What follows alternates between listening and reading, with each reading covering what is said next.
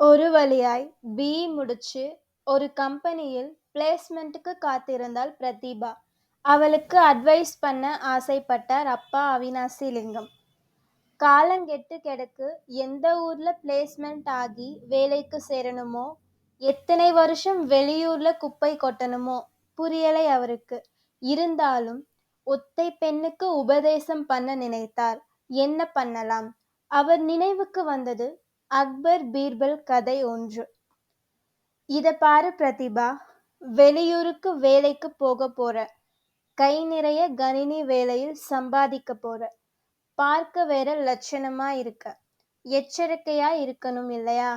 அதனால பீர்பல் அக்பருக்கு சொன்ன அட்வைஸ் கதையை அப்பா உனக்கும் சொல்றேன்னு சொல்லி ஆரம்பிச்சார். பீர்பால் ஒரு அலுவலக வேலையாக வெளிநாடு போக அக்பர்ட்ட அனுமதி வாங்க வந்தார்.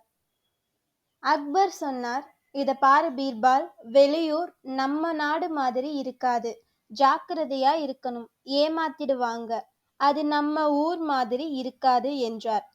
பீர்பால் சற்றும் சளைக்காமல் அக்பர்ட்ட சொன்னார், மன்னா, நீங்க அதை பற்றி எல்லாம் கவலைப்படாதீங்க, எங்க கிட்ட 100 தொப்பிகள் இருக்கு, அதை போட்டு ஜாக்கிரதையா வெளிநாட்டில இருந்து திரும்பி வந்துடுவேன்னார். ஆர்வம் மிகுதியில் அக்பர் கேட்டார், அதென்ன 100 தொப்பி?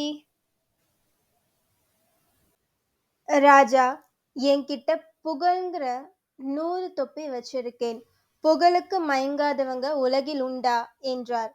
வெளியூர்காரர்களுக்கு புகழ்ங்கிற தொப்பியை போட்டு வெற்றிகரமா திரும்பி வந்துடுவேன்னாராம். அக்பர் சொன்னார், அப்படி இல்லை பீர்பால், புகழுக்கு மயங்காதவர்களும் உலகில் உண்டு. பீர்பால் சட்டுன்னு சொன்னார், இல்லை மன்னா, புகழுக்கு மயங்காத உங்களை போன்ற நல்லவர்கள் சிலர் மட்டுமே உண்டு, பொதுவா எல்லாருமே மயங்கிடுவாங்க என்றார். அதை கேட்ட அக்பர் அசடு வலிய ஹிஹிஹி என்று சிரிச்சிட்டு ஆமா என்றார்.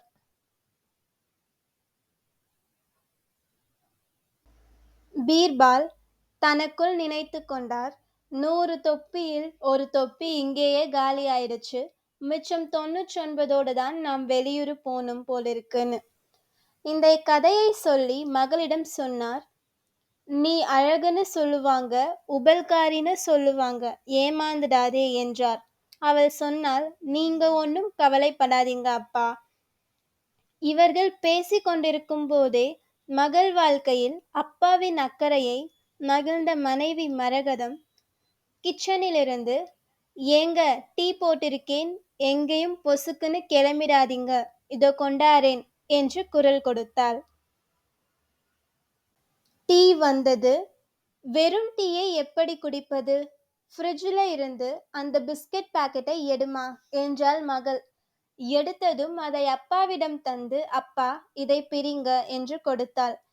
இதை எதுக்கு நம்மிடம் தருகிறார் என்று அவர் யோசிக்க, அப்பா, இந்த பிஸ்கட் பாக்கெட் ஃப்ரிட்ஜுங்கிற ஐஸ் பெட்டிக்குள்ளதான் இருக்கு. ஆனா பாருங்க, பிரிச்சு பிஸ்கட்டை கடிச்சா மொரமொரப்பு போகலை. நான் பீர்பாலையோ அக்பரையோ பார்த்ததில்லை, ஆனால் ஃப்ரிட்ஜ் பிஸ்கட்டை பார்த்திருக்கிறேன். எந்த சூழலிலும் தன் நிலையை இழக்காத இந்த ஃப்ரிட்ஜ் பிஸ்கெட் மாதிரி மொரமொரப்பு குறையாம அசலா இருப்பேன் என்றாள். நன்றி.